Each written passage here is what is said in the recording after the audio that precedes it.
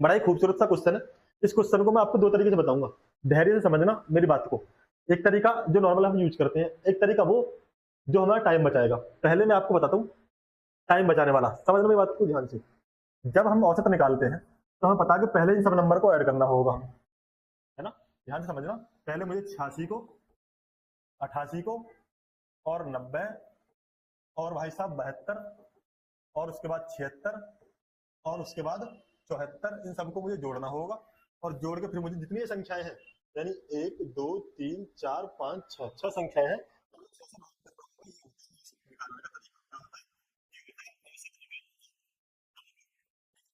अब टाइम कैसे बचाना, मेरी बात समझना।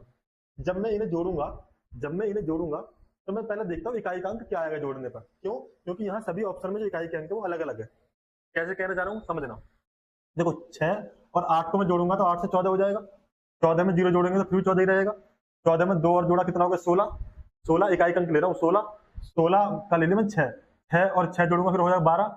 12 और 4 जोड़ेंगे तो कितना हो जाएगा? 16। यानी कुल मिला के हम इसको जब भी हम जोड़ेंगे तो जोड़ने के बाद जो हमारा आंसर आ रहा होगा वो इतना आ रहा होगा।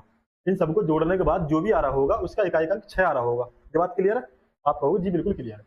और जब मैं इसको 6 से भाग करूंगा, मेरी बात को गौर से समझना, जब मैं इसको 6 से भाग करूंगा तो मैं जब 6 से भाग करूंगा तो ये कट के कुछ ऐसा आ रहा होगा। देखो 6 एकम 6, या तो लास्ट में 1 आ रहा होगा, या 6 छंग 36, या लास्ट में 6 आ रहा होगा। इस नंबर को भाग करने के बाद इकाई का अंक 6 के पहाड़े में 1 पर आता है और 6 पर आता है। इसका मतलब इसे काटने के बाद जो उत्तर होगा उसका इकाई का अंक या तो 6 का आ रहा होगा या आ रहा होगा 1। तो हमारे पास ऑप्शन में 6 वाला ऑप्शन तो है नहीं, 1 वाला ऑप्शन है। इसका मतलब 81 इसके लिए सही आंसर हो जाएगा। समझ गए? बिना जोड़े मैंने आपको कर दिया। बहुत हाई स्पीड से करोगे जब इसे प्रैक्टिस में लाओगे। बिना जोड़े मैंने इकाई के अंक से इस क्वेश्चन को कर दिया।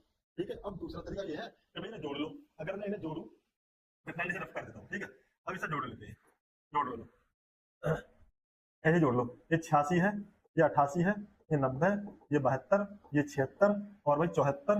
इनको जब मैं ऐड करूंगा तो कैसे करूंगा? ये हो गया 8 और 2 10, 6 और 4 10, 10 दूनी 20 और 6 16 का 6, 10 दूनी 20 और 6 26 का 6, हाथ से लग गया 2, 8 और 2 10।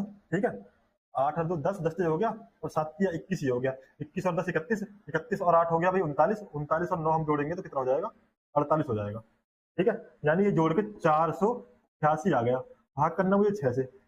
मैं कह रहा था कि जोड़ने के बाद इसका इकाई का अंक 6 आ रहा होगा। अब 6 से भाग कर लो।